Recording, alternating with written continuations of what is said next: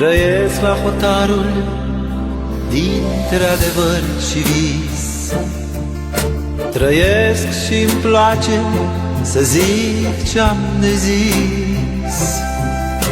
Iubesc cerul liber, tăcerea din zori, cu zile anonime și cu sărbători.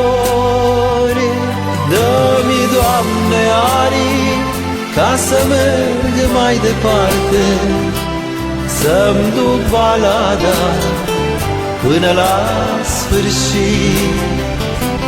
Să văd cum cerul cu marea și-mi împarte lumină clară și timp de trăit.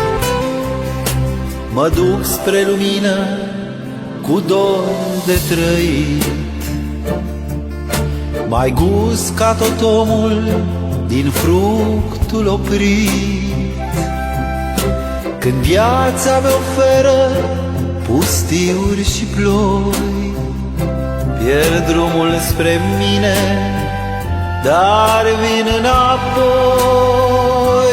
Dă-mi, Doamne, aripi ca să merg mai departe, să-mi duc balada până la sfârșit.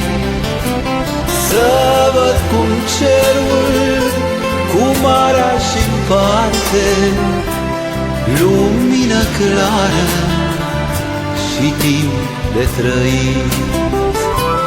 Dă-mi, Doamne, aripi ca să merg mai departe, să-mi duc balada până la sfârșit.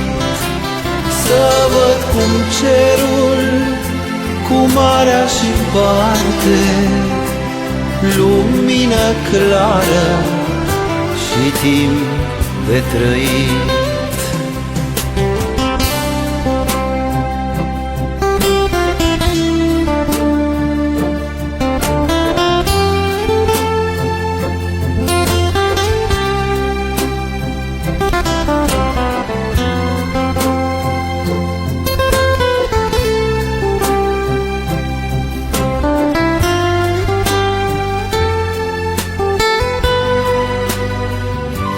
Dă-mi, Doamne, aripi ca să merg mai departe, să-mi duc balada până la sfârșit.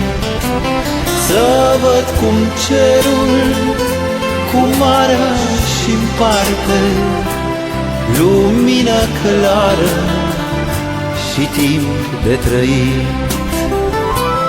Dă-mi, Doamne, aripi ca să merg mai departe, să-mi duc balada până la sfârșit.